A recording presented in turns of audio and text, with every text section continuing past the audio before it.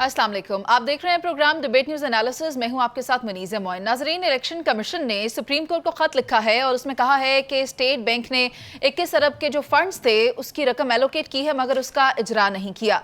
जो तफसीली रिपोर्ट दी गई है इलेक्शन कमीशन की जानिब से सुप्रीम कोर्ट में, उसमें और भी बहुत सी बातें सामने आई हैं, जिनमें कि सबसे पहले और सबसे अहम बात यह है कि अगर इंतखाबात को एक वक्त पर नहीं कराया जाता तो मुल्क में एनआरकी फैलने का खदशा है। यानी एक तरफ इलेक्शन कमीशन ये कह रहा है कि इंतखाबात के लिए फंड्स नहीं दिए जा रहे, दूसरी जानिब वाज़ेह भी कर रहा है कि अगर इंतखाबात को एक वक्त पे नहीं करवाया जाता तो मुल्क में केओस और एनआरकी की सिचुएशन पैदा हो जाती है। पैनल में मेरे साथ पीजे मीर सर मौजूद हैं, जावेद इकबाल साहब, नवीद चौधरी साहब और इफ्तिखार अहमद साहब। मैं चाहूंगी कि सबसे पहले जावेद साहब आप इस पर रहनुमाई फरमा दें कि इलेक्शन कमीशन ने जो निकात उठाए हैं अपनी रिपोर्ट में, क्या सुप्रीम कोर्ट उन पर गौर करेगी? ये सब एक तसलसल से चीज़ें हो रही हैं और इन तमाम तसलसल के पीछे वजह एक ही है कि हमने इलेक्शन नहीं कराने, चाहे कुछ भी हो जाए। बात यह है कि अगर हमने सुप्रीम कोर्ट को सुप्रीम नहीं रहने देना, अगर आईन पाकिस्तान को सुप्रीम नहीं रहने देना और पार्लियामेंट के ज़रिए या हुकूमत ने इन सुप्रीम कोर्ट को और आइन को सकूत कर देना है या जामद कर देना है या उसके पल्ले कख नहीं छोड़ना, तो फिर मैं ये समझता हूँ कि फिर हमें शऊर रखने वाले लोगों को ये सोचना पड़ेगा कि हम अपनी आने वाली जनरेशन को क्या दे रहे हैं। क्या मुस्तकबिल की हुकूमतें, मुस्तकबिल के लीडर यही कहानियाँ सुनाकर इलेक्शन को आगे पीछे करते रहेंगे? लेकिन इसके अलावा अब मैं ये समझता हूँ कि हालात हम इस नहज पे ले गए, स्पेशली जो कल 3 हमारे सीनियर ऑफिसर्स ने मीटिंग की है चीफ जस्टिस साहब से, उस सिनेरियो को देखते हुए मैं समझता हूँ कि तमाम स्टेक होल्डर को अब एक कदम पीछे आना चाहिए। बस कर जाएं, टेम्परेचर बहुत हाई हो गया, इस कौम का बहुत बुरा हाल हो गया, सिचुएशन को अब नॉर्मलाइज करें। यह पाकिस्तान का सवाल है, पाकिस्तान के मुस्तकबिल का सवाल है, आइन का सवाल है, जमहूरियत का सवाल है। तो मैं ये समझता हूँ कि इनको अगर फुल कोर्ट की तरफ जाना पड़ता है तो they should go for the full court. अगर इनको एक दिन इलेक्शन कराने की ज़रूरत महसूस होती है जिससे मसला हल होता है तो एक दिन करवाएं, लेकिन इसके लिए मैं ये समझता हूँ कि तमाम लोगों को एक पेज पे आना चाहिए। हमें पाकिस्तान के बारे में सोचना चाहिए, पाकिस्तान के आइन को किसी तरीके से ये आवाज़ नहीं जानी चाहिए कि सुप्रीम कोर्ट की भी तज़हीक हुई है, आइन की भी तज़हीक हुई है और पाकिस्तानी की पार्लियामेंट की भी तस्दीक हुई है। मैं किसी की तस्दीक नहीं चाहता, मैं ये चाहता हूं ये मेरे तमाम मोतबर अदारे हैं। अच्छा। इनकी इज्जत होनी चाहिए, क्योंकि इनकी इज्जत होगी, इनकी इज्जत होगी तो उसके बाद ही पाकिस्तान की इज्जत होगी। पाकिस्तान तब ही आगे जाएगा। सारी जमातों को एक पेज पर आना होगा। वजीर आजम पाकिस्तान ये कहते हैं कि अपोजिशन को ये खदशा था कि हमारा जो इत्तेहाद है वो टूट जाएगा, मगर इत्तेहाद टूट नहीं रहा। एक जानब तो ये बात की गई इफ्तिखार साहब, दूसरी जानब आप भी देखें कि ये जो तमाम इत्तेहादी जमातें हैं एक पेज पर नहीं हैं, अपोजिशन के साथ डायलॉग करने की पोजीशन में नहीं है। जब इकट्ठे बैठेंगे नहीं तो फिर किसी नतीजे में या मुल्क की मुफाद को मद्देनजर रखते हुए फैसला कैसे करेंगे? देखिए, कल भी आपने ये सवाल उठाया था, मैं आपको इसका जवाब दे चुका हूँ। अगर पहली बात है PDM को इंतखाबी इत्तेहाद नहीं है, PDM इकट्ठी है पार्लियामेंट के अंदर। मौलाना फजल रहमान का जो रोल है बड़ा एग्रेसिव है और वो आज से नहीं है। 2018 के इलेक्शन का नतीजा जिसका अनाउंस हुआ, मौलाना ने उसी वक्त कह दिया था कि इस्तीफ़े 2 बार हो। तो ये कहना कि आज की सूरत हाल की बिना पे उनके मौक़िफ़ में कोई तब्दीली आई है तो ये गलत बयानी होगी। जहाँ तक फ़ैसला है इलेक्शंस का, इलेक्शन करवाने की ज़िम्मेदारी है इलेक्शन कमीशन ऑफ पाकिस्तान की। उसके बारे में आपने जिन ख्यालात का इजहार किया कि उन्होंने ये कहा, उसमें 2 बड़े वैलिड पॉइंट हैं। ये पॉइंट बड़ा वैलिड है कि अगर फेज़ में इंतखाबात होते हैं तो ख़दशा इस बात का होता है कि हारने और जीतने वाले अपने आप को बैलेंस करने की कोशिश करते हैं। यही 1977 इसकी बेहतरीन मिसाल है कि इलेक्शन एक दिन नहीं हुए, नतीजा ये हुआ कि जब इलेक्शन में गैप आया 2 दिन का तो फिर उन्होंने नताइज मानने से इनकार कर दिया कौमी असम्बली के और एक लंबी तहरीक चल गई। एक बात तो ये बड़ी क्लियर है। फिर पैसों की बात है और फिर सिक्योरिटी की बात है। देखिए जी, सिर्फ इलेक्शन करवाना नहीं है, इलेक्शन साफ़ भी होना चाहिए और शफाफ भी होना चाहिए और वो तस्लीम भी उसके नताइज की जाए। ये 3 चीज़ें हैं। आइन में सिर्फ ये नहीं लिखा हुआ था कि 90 डेज़, आइन में कुछ, और ये जो लफ्ज़ मैं इस्तेमाल कर रहा हूँ ये भी आइन में लिखे हुए हैं। ये पार्टियाँ जो उनके ख़िलाफ़ आपका ख्याल है कि उनके दरमियान इख्तलाफ है, मैं नहीं समझता कोई इख्तलाफ है इस मामले पे। इलेक्शन होंगे पार्लियामेंट की मुद्दत पूरी होने के बाद, और इसमें सारी पार्टियां शिरकत करेंगी। आज के हालात में कर रहा हूँ, मैं नहीं जानता कि आने वाली कल में क्या होगा। कल भी मैंने कहा, आज मैं कहता हूँ कि इलेक्शन होंगे, आइन के मुताबिक होंगे और तमाम पॉलिटिकल पार्टी उसमें हिस्सा लेंगी। मुमकिन है एक पॉलिटिकल पार्टी आखिरी वक्त में बाइकाट कर दे, या उसमें तकसीम हो जाए, या उसमें दो ग्रुप्स बन जाए। मैं इसके बारे में नहीं जानता, क्योंकि it's very difficult to make such decision about politics. Election बिल्कुल होंगे, और जो उसका इलेक्शन कमीशन का जो लेटर है, मैं बिल्कुल इससे इत्तफाक करता हूँ, क्योंकि ज़िम्मेदारी इलेक्शन कमीशन ऑफ पाकिस्तान की है, किसी ABCD की नहीं ज़िम्मेदारी कि वो इलेक्शन करवाए। ठीक है नवीद चौधरी साहब, एक बड़ी इंपॉर्टेंट मुलाकात हुई है, ब्रीफिंग हुई है सुप्रीम कोर्ट में। आप उस मुलाकात का अंदरूनी अहवाल तो बताइएगा। देखें, एक अंदाज़ा लगाया जा सकता है, लेकिन सिर्फ एक बात मैं पहले करना चाहूँगा, एक काबिल अफसोस बात और एक काबिल तहसीन बात। अब हमें हमारे मोहतरम वज़ीर कानून, जो बहुत बड़े वकील हैं, सुप्रीम कोर्ट के जजों से भी बड़ा स्टेचर है उनका, मैं उनको ज़ाती तौर पर जानता हूँ काबिलियत के हाल से, वो बता रहे हैं कि जूनियर जज लगाने का जो हुक्म था, हुक्म ही कहना चाहिए ना जी, वो जनरल बाजवा ने दिया था। शाबाश आप पर। और खराज तहसीन पेश करता हूँ मैं नूर आलम खान को, जिन्होंने सुप्रीम कोर्ट के रजिस्ट्रार को कहा है कि भाई ऑडिटर साहब पैसों का हिसाब लेकर पेश हों पब्लिक अकाउंट्स कमेटी में। ये क्या तरीक़ाकार है? और इससे पहले आपको पता है कि जो इतलात तक रसाई का कमीशन है, उससे जब भी ये कहा गया कि सुप्रीम कोर्ट के जजों की मराहत और मामला सामने लाए जाएँ, उनको एक्सेस ही नहीं दी गई। हाई कोर्ट में चैलेंज करा के वहीं रखवा दिया गया। राइट टू इन्फॉर्मेशन की बात कर रहे हैं जी, राइट टू इन्फॉर्मेशन। तो ये मैं, और वो दायरा, वो इदारा जो है वो किसी पार्लियामेंट के कानून के तहत बना हुआ है, वो उसका ऑर्डर नहीं माना गया। मुझे खुद जो उसके सरबराह हैं, वफाकी सेक्रेटरी इतलात हैं साबिक आज़म खान साहब, उन्होंने खुद मुझे ये बात बताई, और ज़ाहिर है नोटिस में हमारे। अच्छा, इस मुलाकात के बारे में यकीनी तौर पर देखें, DG साहब मिले हैं, ISI के DG साहब मिले हैं, MI के सेक्रेटरी डिफेंस मिले हैं, तो उन्होंने जो मुल्क की सूरत हाल है वो सामने रखी है, इंटरनल और एक्सटर्नल, और वो अदालत गए हैं, और बड़ा उन्होंने ये अच्छा जेस्चर दिया है। ये कोई वसीम लियाकत का दौर नहीं है कि एक बंदा बैठ के कर्नल बाहर से सुप्रीम कोर्ट को कोई ऑर्डर जारी करता फिर। जी, कर्नल लियाकत वसीम पूरा नाम था ना उनका। तो या वो अच्छा, दूसरे कर्नल जो थे वो अदालतों में फिरते थे, तो बड़ा अच्छा वो चले गए और जाके फाजिल जज साहबान को समझाने की कोशिश की है उन्होंने कि ये हैं मुल्की मामलात। तो अब जज साहब ने देखना है कि इन मामलात को आगे लेके कैसे जाना है। कन्फेडरेशन जहाँ तक है वो तो यकीनी तौर पर पैदा हो चुकी है, बढ़ चुकी है, वो है पार्लियामेंट। हम इन इदारों को भी बीच में नहीं लाएंगे, क्योंकि ये अगर ये न्यूट्रल ना हो तो बड़ी देर पहले फैसला हो गया होता। ये भी मैं आपको बता दूं, कन्फेडरेशन तो बहुत ज़्यादा बढ़ चुकी है ना। अब कहने वाले तो ये कह रहे हैं कि भाई जो साहब अपना इदारा नहीं चला सकते, वो अपने साथ सीनियर जजों को बिठाने को तैयार नहीं है। वो कहते हैं मुल्क का हर इदारा मैं चलाऊंगा, इलेक्शन कमीशन भी मैं चलाऊंगा, हुकूमत भी मैं चलाऊंगा, गवर्नर स्टेट बैंक को भी मैं हुकूमत दूंगा। तो ये बात भी हो रही है। तो ये दो हमारे जो इंतहाई ज़िम्मेदार अफराद, बल्कि 3, सेक्रेटरी साहब भी ज़ाहिर बहुत ज़िम्मेदार आदमी है, वो जब गए हैं तो उन्होंने जाके सारी चीज़ें गोशगुजार कर दी हैं कि जिस तरह की सूरत हाल सुप्रीम कोर्ट के अंदर डेवलप हो रही है और जो हालात मुल्क के बाहर हैं, सिक्योरिटी के इंटरनल एक्सटर्नल, ये आपके सामने हैं। तो अब जज साहब का जो विजडम है वो 1-2 रोज़ में वादे हो जाएगा। ठीक है पीजे सर, आप ये बता दें, ये जो इख्तियारात की जंग है, और कोई ये कहता है कि हमारी डोमेन में इंटरफेयर ना किया जाए, और दूसरा कहता है कि हमारी इख्तियारात से तजावुज़ हो रहा है, ये सूरत हाल हमारे मुल्क को कहाँ ले आई है? क्या इंतखाबात होते नज़र आते हैं फिर आपको? ये जो इंटरफेरेंस है, ये पहले भी इस पे डिबेट्स भी हो गई हैं, और अल्लाह के फजल से ये आइंदा भी होगी। तो इंटरफेरेंस को आप छोड़ दें, ये बड़ा ऑब्सोलीट वर्ड हो गया। अब आप बोलें कि ये आप मिल के कब चलेंगे, that is what the question is. आज हमने बात करनी है, ये इलेक्शन जो मर्जी कराए, जुडिशरी जो करे और गवर्नमेंट जो करे, आपने बात करनी है कॉन्स्टिट्यूशन की। व्हाट डज द कॉन्स्टिट्यूशन से? सुप्रीम कोर्ट ने एक ऑर्डर दिया, रॉन्ग और राइट उसका एक ऑर्डर है, बाद में आप उसको चैलेंज कर दें सुप्रीम जुडिशल काउंसिल में, जो मर्जी आप करते रहें। फिलहाल एक ऑर्डर है कि आपने इलेक्शन कराने हैं, इलेक्शन कमीशन को पैसे देंगे तो इलेक्शन कमीशन कराएगा, वो अपनी जेब से नहीं कराएगा, उसके भी एक रिसोर्सेज है लिमिटेड। बात आती है स्टेट बैंक को गवर्न कौन कर रहा है?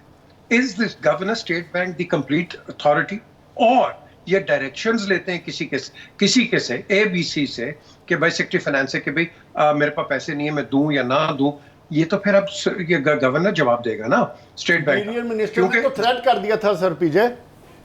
देखें, थ्रेट हुआ नो हुआ, हमने जाना है कॉन्स्टिट्यूशनली, हमने जाना है जिस तरह एक आपकी एक स्ट्रीम चल रही है। हमने ये कॉन्स्पिरेसी थ्योरीज नहीं करनी कि उसने ये कर दिया, उसने ये कर दिया। इससे जवाब आपने लेना है कि भाई आप मुझे बताएं, आपके पास जब पैसे हैं तो आपने रोके क्यों हैं, या आप रोक क्यों रहे हैं, आपको कौन इंस्ट्रक्शन दे रहा है? क्योंकि जो ऑर्डर्स हैं सुप्रीम कोर्ट के, गवर्नमेंट को बड़े क्लियर हैं कि आपने इस डेट पे करवाने। एक दूसरी चीज जो बड़ी इंपॉर्टेंट है वो ये है कि आप तो टाइम बार हो रहे हैं, तो टाइम बार हो रहे हैं तो अब फॉर एग्जांपल पंजाब की गवर्नमेंट को कहते जी अब टेक्निकली गवर्नमेंट नहीं है। भाई क्यों नहीं है? वो कहते जी कॉन्स्टिट्यूशन ये कहता है। So the question, next question arises कि अगर हम इस रोड पे चलेंगे और एक दिन या 24 घंटे के अंदर एक फैसला नहीं आएगा तो there are chances of problems. अब प्रॉब्लम्स को मैं एक्सप्लेन नहीं करूंगा क्योंकि हर किस्म की डिफरेंट कॉनोटेशंस ले जा सकती हैं और ले जाएंगे। सो बेसिकली इसको हमने अवॉइड करना है। ये जावेद ने काफी चीजों पे इनडायरेक्ट थोड़ा थोड़ा उसने जोर लगाया है, लेकिन अब आपके पास एक चॉइस आ गई है, either you go on the road to convention और you go on the road to anarchy. ये आपका नहीं होगा, एनर्की पे आप नहीं जाएंगे। बड़े ये पॉलिटिकल ये पंडित्स में आज सुन रहा था सारे बड़े बड़े ये हो जाएगा, कुछ नहीं होगा। आप एक जगह तीली लगाने की पूरी कोशिश कर रहे हैं सब मिलके, और वो तीली लग गई तो फिर उनके पास भी कोई चॉइस नहीं होगी। हम इस मुल्क को बिल्कुल नहीं गिरा सकते। हिंदुस्तान के रवैये देख लें आप, इंटरनेशनल रवैये देख लें आप, तो आप क्या करेंगे? आप मुझे बताएं। आपस की लड़ाइयां बंद करो, बैठो। मामला इंतखाबात का अब देखना ही होगा कि इंतखाबात कब करवाए जाते हैं। कहा तो ये जा रहा है कि एक वक्त पर करवाए जाएं, जो इलेक्शन कमीशन की जानिब से भी अपनी रिपोर्ट में कहा गया है, और अभी ये मामला सुप्रीम कोर्ट के पास है। खैर, अभी हम चलते हैं ब्रेक पर। इमरान खान साहब के कुछ खदशात हैं और उन खदशात की बिना पर लाहौर हाई कोर्ट ने इमरान खान को हिरासा करने से रोका है। इस पर करेंगे बात एक ब्रेक के बाद।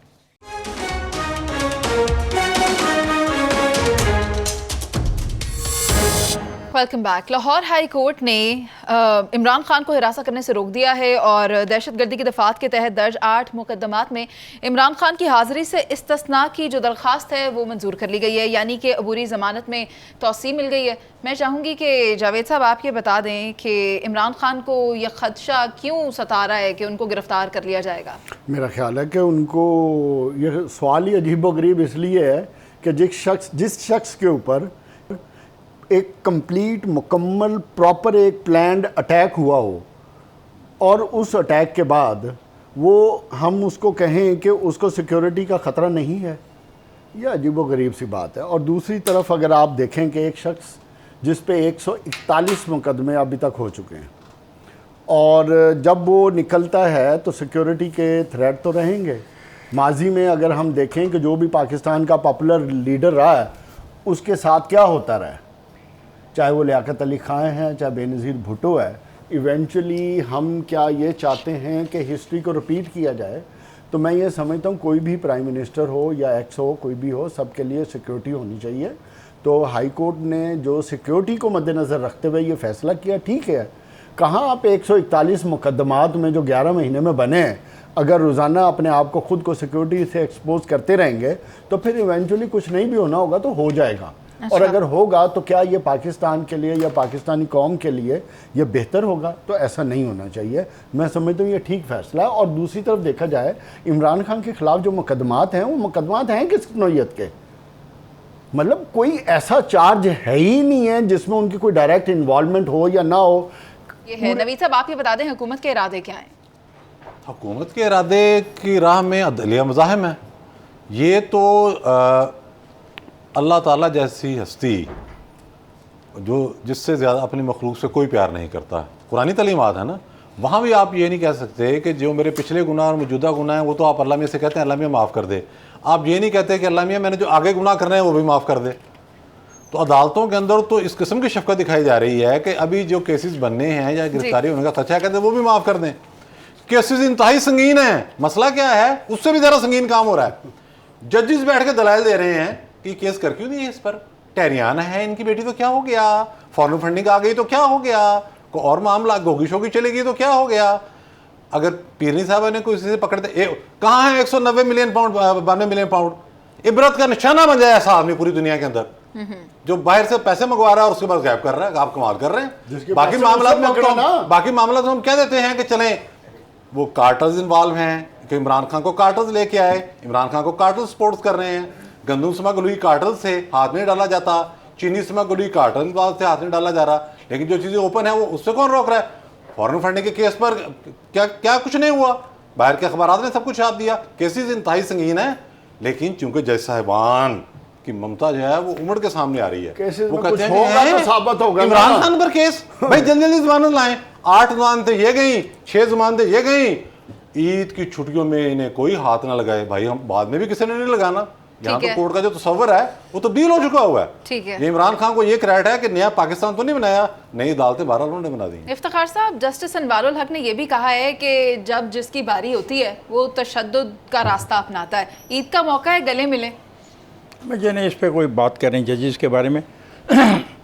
मेरा ये कहना है कि केसेस की तादाद मेरा दोस्त बता रहा था, उसमें जितनी भी पीपीसी की दफ़ात लगी हैं वो किसी भी शख्स पे अगर लगी हों तो उसको थाने में जाना पड़ता है। टेररिज्म किया सर, उससे भी आगे सर मैंने तो पीपीसी कह दिया ना, मैंने कह दिया कि ये बताएंगे ना कौन कौन सी है ये प्रिंट आउट या प्लीज़।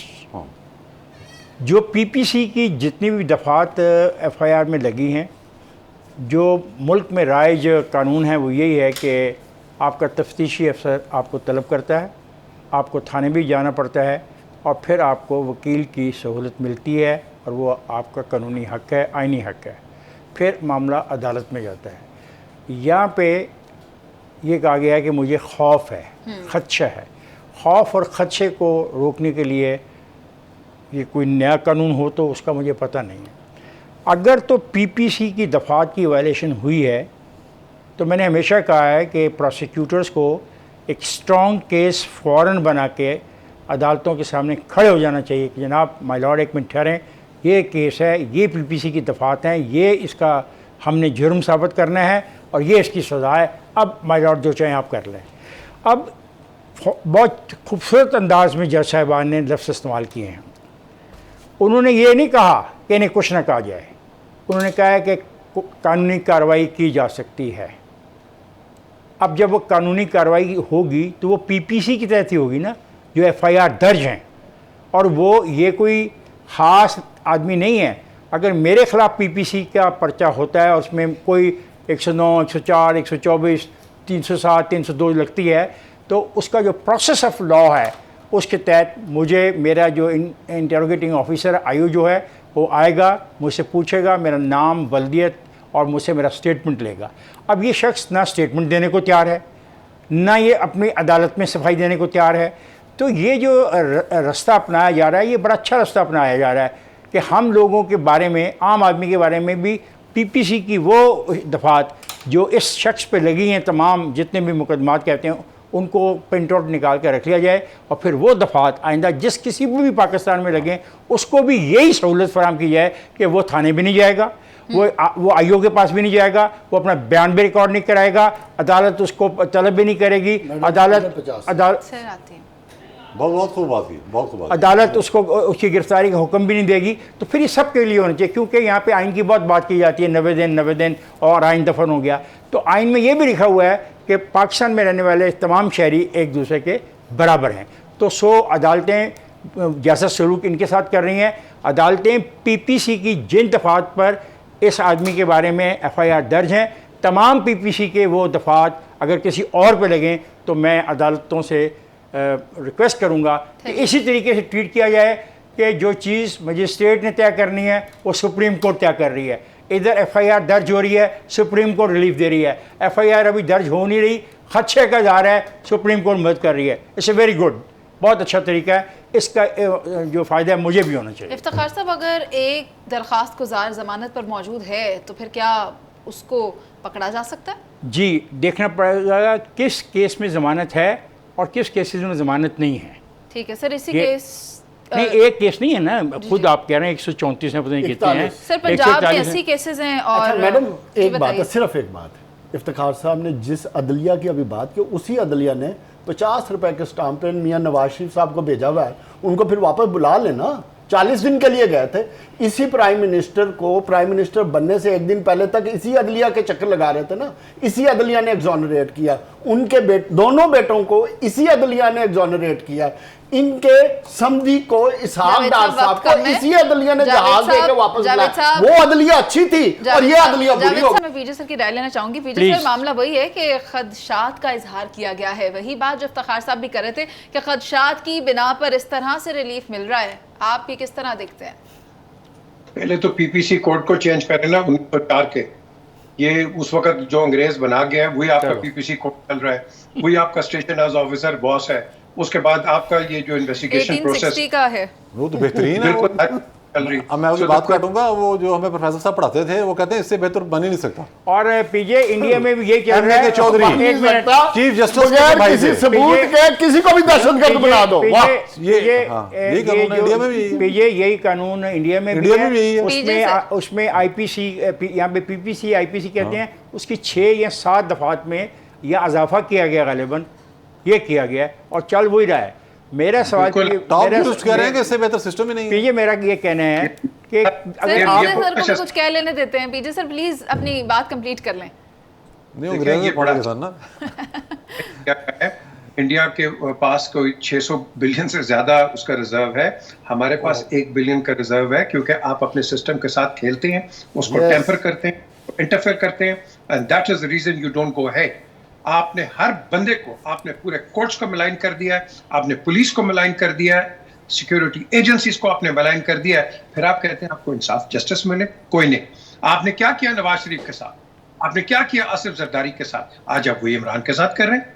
आपने कोई किसी चीज को नहीं छोड़ा। जो पावर में है वो हीरो है, जो पावर से बाहर है वो जीरो है। आपने अपने सिस्टम को खुद ही गंदा किया मेरे भाई। आप जब इसको गंदा करोगे तो कहते हैं कि जैसे वो what goes around comes around. वो सारे यही कह रहे हैं कि कल हमारी बारी आएगी, हम आपके साथ ये करेंगे। ये तो आपका एक नेशनल प्रोपेगेंडा, नेशनल गेम बन गई है। ठीक है, अदालती कार्रवाई के हवाले से तो मैं कोई बात, लेकिन बात ये है कि खदशात का कोई इलाज नहीं होता। खान साहब खदशात पर मबनी स्टेटमेंट्स दे रहे हैं। वो ये भी कहते हैं कि खदशा अली जैदी और अली अमीन के साथ आजम सवाती और शहबाज गिल वाला ट्रीटमेंट किया जाएगा, वही बर्ताव किया जाएगा, लेकिन इसका कोई इलाज नहीं है। खैर, अभी हम चलते हैं ब्रेक पर और ब्रेक के बाद वापस आएंगे। सिंध तास मुआहिदे को लेकर भारत के जो मज़मूम अज़ाइम हैं उन पर बात करेंगे। आप साथ रहिए।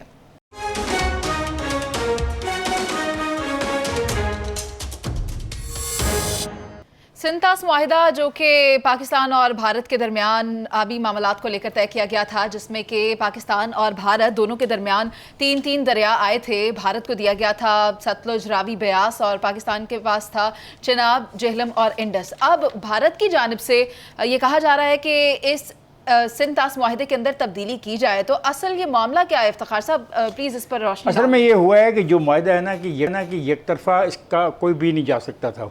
जब हमने ये कहा कि आपने कश्मीर में जो किशन गंगा है और रत्तेपन बिजली के ऊपर हमने इतराज़ उठाया कि ये पानी को रोक के इसको इस्तेमाल कर रहे हैं, ये मुआहिदे का हिस्सा नहीं है। उसमें इन्होंने किया कि नज़रसानी के एक नोटिस जारी करवा दिया पाकिस्तान को कि जी सारे मुआहिदे पर नज़रसानी हो।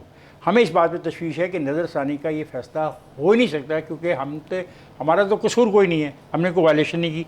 वायलेशन इंडिया कर रहा है और हमने उस वायलेशन की निशानदी की है कि किशन गंगा और तलेपन बिजली के मनसूबों पर हमने इतराज़ उठाया था।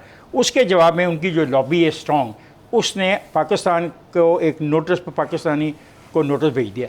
ये नोटिस गलत है। और दूसरी बात याद रखें कि आर्टिकल 12 के तहत ये मुआहिदा जो है फ्रीकैन की रजामंदी से ही ख़त्म किया जा सकता है। एक तरफा कोई फरीक भी इस मुआहिदे को नहीं ख़त्म कर सकता। और याद रखें, ये इंटरनेशनली इसकी गारंटी है इस मुआहिदे की। इसके जो हमें पैसे मिले थे, ये जो मंगला डैम है और जो तरबेला डैम है, उन पैसों से बनाया हमने, तो इसके गारंटियर हैं। ऐसा तो नहीं है ना कि मजाक हो जाए। फिर अपर राइवेरियन, लोअर राइवेरियन के जो मसाइल हैं वो भी बड़े इंपॉर्टेंट हैं। दुनिया में एक दरिया कई मुल्कों में से गुजर के जाता है, तो वो सब एहतराम करते हैं उन कवानीन का जो तयशुदा हैं। तो ये जो हमारा उनका मुआहिदा है, और वैसे दुनिया का अजीब मुआहिदा है, कभी मुल्कों ने अपने दरिया बेचे नहीं, छोड़े नहीं, लेकिन जिन हालात में ये मुआहिदा हुआ हमने दरिया भी छोड़ दिए। लेकिन ये नहीं हो सकता कि जो हमारा राइट ऑफ वाटर है वो उसको डिस्टर्ब किया जाए। हमने शिकायत हमारी है और दरख्वास्त वो नोटिस वो हमें दिलवा रहे हैं, ये गलत है। पीजे सर, 25 जनवरी को ये खत भारत की जानिब से दिया गया था जिसमें कि कहा गया था कि इस पर नजरसानी की जाए, तो क्या इस पर हो सकता है आने वाले वक्त में, क्या दोनों पार्टीज जब तक बैठकर इस पर बात नहीं करती तो एक तरफा इसके ऊपर कोई फैसला नहीं किया जाएगा? शहरी रहमान ने भी ये मामला उठाया था और ये मूवमेंट सामने लाई गई थी डॉक्टर वसीम शहजाद की जानिब से। यूनाइटेड इंडिया के अंदर 18वीं सदी के अंदर ये मसला वहां से शुरू हुआ था, जब कालाबाग डैम पे बात हो रही थी। डिप्टी कमिश्नर को कहा था बनाया जाए, नहीं बना। उसके बाद बिफोर इंडिपेंडेंस कोई मेरे ख्याल 2 महीने या 3 महीने पहले हमारी एक मीटिंग हो रही थी इसकी पंजाब की और सिंध की, वहां भी यही मसला डिस्कस किया गया था। फिर उसके बाद आपकी 1962 की ये इंडस वाटर ट्रीटी आती है, बिल्कुल इफ्तिखार से आपने ये चनाब भेज दिया, ब्यास भेज दिया, रावी बिल्कुल आपका वैसे ऊपर से ड्राई वो निकल गया। अब बात आती है इंडस की और उसके बाद इसकी जेलम की और चनाब की। और इंडस में तो अभी आपकी लड़ाई होनी है और इंडिया को छोड़ो, अफगानिस्तान बना रहा है बहुत बड़ा डैम पीछे, फिर आपका इंडस का क्या बनेगा? द क्वेश्चन इज, हम बड़े स्लो हैं, हम इस पे काम नहीं करते। आपकी इंटरनेशनल नेगोशिएशन टीम्स जो हैं, they are incompetent, incapable of negotiating with the Indian counterparts. ये हमारा बिल्कुल बड़ा लॉन्ग टर्म मसला है। आप सारा पानी 2 साल पहले सारा पानी, इतना पानी था कि कैलिफोर्निया डूब जाता, आपने समुद्र में फेंक दिया। आपको परवाह है मैंग्रोव्स की, आपको परवाह है लेफ्ट साइड पे जो इंडस जाता है कि वहां फर्टाइल सॉइल जाती है, वहां के वडेरा कहता है थ्रू इन्फ्लुएंस क्या नहीं जी ये नहीं होना चाहिए। ये आपकी जरूरियात हैं, इस पे हमें मद्देनजर रखनी है क्योंकि फ्यूचर आपका पानी है। याद रखें इस खत्ते के अंदर रेन फेड रिवर्स हैं और ग्लेशियल फेड पानी आता है, उसके अलावा there are no natural rivers in this area. क्या ये हकीकत है कि हिंदुस्तान ने हमें कोई नोटिस भिजवाया है? जी हाँ, उन्होंने 90 डेज दिए हैं और बस ये सवाल मैं जानना चाह रहा हूँ। हाँ जी, अब मैंने कोट किया है कि 25 जनवरी को 25 दिन ही रह गए हैं। ठीक है पीजे सर, आपका पॉइंट आ गया। जावेद साहब, आप मुझे ये बता दें कि भारत की जानिब से ये जो डैम्स बनाए जा रहे हैं पाकिस्तान के दरियाओं पर, बगलेहार डैम, किशन गंगा रतले डैम, ये भारत की जानिब से क्यों किया जा रहा है? भारत बार बार पाकिस्तान के जो दरिया हैं उनके ऊपर अपना इख्तियार क्यों जाहिर करना चाह रहा है, क्यों बना रहा है? इसलिए कि जब आप अपना काम नहीं करेंगे कोई तो कोई अपना काम करेगा ना। उनके अख्तियार में, उनको पता है कि हम इन चीज़ों को इतना सीरियस ले नहीं रहे। हमारे पास जब अपना पानी आता है, पीजे ने बिल्कुल ठीक बात की, जब हमारे पास अपना पानी का बहाव होता है, हमने कितने डैम बना लिए, कितने रेजरवायर बनाए और उसका कितना इस्तेमाल किया। हम तो अपने पानी को जब समुंदर में फेंकेंगे तो वो, मैं समझता हूँ कि वो तो अकल वाला काम कर रहे हैं। ये हमारी बेवकूफ़ी है, हमारी कमज़ोरी है जिसका वो फ़ायदा उठा रहे हैं। हमें यह सोचने की ज़रूरत है कि जो कुछ हमारे पास है हमने उसको कैसे प्रिजर्व करना है। पहले अपने आप को स्ट्रॉन्ग करेंगे तो किसी से बात करने जोगे होंगे। हमारे पल्ले ही कख नहीं है तो हम बात किसी से क्या करेंगे? ये हमारा सबसे बड़ा इशू है। जो हमें 3 दरिया मिले थे, हमें नहीं पता मानसून में हमारे साथ क्या होता है। पिछले 20 साल से पूरी दुनिया चीखे मार रही है क्लाइमेट चेंज की वजह से। आपके ग्लेशियर से पानी आएगा, सैलाब आएंगे। हमने क्या किया है? हम सोए रहे और फिर उसके बाद जो लास्ट ईयर हमारा हशर नशर हुआ, उसके बाद फिर हम सो रहे हैं। और इस दफ़ा फिर 80% चांसेस हैं कि इसी गर्मियों में, मानसून में आपके साथ एपिसोड 2 होगी। तो हम क्या कर रहे हैं? यह है डायलेमा। जब आप अपना काम पूरा नहीं करोगे, जब पानी आपके हिस्से का जो है, लड़ाई तो बाद की बात है ना कि आपका हक कौन कितना खा गया, उससे तो बाद में लड़ेंगे। पहले जो हक हमारे पास आ रहा है उसका हम सही इस्तेमाल रिजर्वायर्स और डैम की शक्ल में हमने 30 साल में क्या किया है, ये है बड़ा जवाब। मैं नवीद चौधरी साहब, आपके बता दें, क्या भारत इंडस वाटर ट्रीटी को मुतासर कर सकता है? बात बड़ी सिंपल सी है कि हमारा भी एक कमिश्नर है, होता है इंडस वाटर ट्रीटी का, जाता रहता है, उनके वफूद भी आते रहते हैं। खतूत होते हैं जो रूटीन में लिखे जाते हैं। जिस डेट का आपने हवाला दिया है ना, ज़रा इंडिया की वेबसाइट निकाल लें, 25 जनवरी 2023 की। उसमें कहा गया है कि सिंध ताश माहिदा एक बेहतरीन अरेंजमेंट है दोनों मुल्कों के दरमियान। ये अल्फाज है वहाँ पर। अच्छा, बहस क्या होती है? बहस ये होती है, अब इस एग्रीमेंट के तहत हम पाबंद हैं कि run of the river, Urdu में उसे कहेंगे पानी का बहाव। पानी का जो बहाव है उसे बिजली बनेगी, बिजली बनाने का इख्तियार है। जो दरिया हमारे हिस्से में आ गए हैं, मैं नाम नहीं लेता, वक्त आगे से आगे चलता जाएगा, वहाँ पर बिजली बनाने का इख्तियार है इंडिया को। अब वहाँ पर वो डैम बना लेता है, जैसे चिनाब पर उसने बगलियार बनाया तो इशू बन गया बहुत बड़ा। तो उसमें हमने देखा कि वर्ल्ड बैंक के लोग भी उसमें आ गए, उन्होंने कहा ये कैसे कर रहे हो। फिर कृष्ण गंगा का मामला आ गया जेलम पर। अच्छा, अब इंडिया ये कहता है कि देखें जब हमने बिजली बनानी है तो हमें कुछ 150 क्यूसिक या 150 क्यूसिक जो भी एक इतना तो रोकना पड़ेगा ना, वो पानी रोक के छोड़ेंगे, उसका बहाव बनेगा, उसके जरिए बिजली बनेगी। तो ये इशू डिस्कस होते हैं आपस में। ये मुआहदा इतना जामे है और पानी के बगैर तो ज़ाहिर है एक दिन भी किसी मुल्क ने नहीं गुजारना, कोई एटमी ताकत हो या ना हो, वो तो एक और मसला ना, साजिशें तो होती रहती हैं कि इसमें ना तो सियासी सतह पर कोई तब्दीली हो सकती है, ना सफारती सतह पर, ना तकनीकी सतह पर। ये जो नेगोशिएशंस होती हैं उसमें हम क्या देते हैं जी इंडिया जाती कर रहा है, हमारा एक सियासी नारा भी लग जाता है। कोशिश उनकी होती है, मैं ये नहीं कह रहा कोशिश नहीं करते, कोशिश तो उनकी होती है। टेलीमेट्री सिस्टम मौजूद है, पानी कैसे आ रहा है कैसे जा रहा है, वो तो इस बात के भी पाबंद हैं जो तीनों दरिया हमने ले ली हैं, अगर उसमें सैलाब आता है तो इंडिया पाबंद है हमें खबरदार करने का। ठीक है बीजे साहब, बहुत शुक्रिया आपका, इफ्तिखार साहब आपका भी, जावेद साहब आपका भी और नवीद साहब आपका भी। अगर भारत इस तरह का अमल करने जा रहा है तो फिर टर्म्स एंड कंडीशंस को वाज़ेह करना होगा, क्योंकि दोनों जो ममालिक हैं पाकिस्तान और भारत, उनकी रजामंदी इसमें शामिल होना ज़रूरी है। लेकिन बात यही है कि हम आपसी लड़ाई में, आपसी मामलात में इतने ज़्यादा इंडल्ज हो गए हैं कि जो कौमी मसाइल हैं, कौमी सतह के जो मामलात हैं, वो हमारी तवज्जो से दूर होते जा रहे हैं। हमें इस पर गौर करने की ज़रूरत है। अभी के लिए आपसे इजाज़त, अल्लाह के बाद।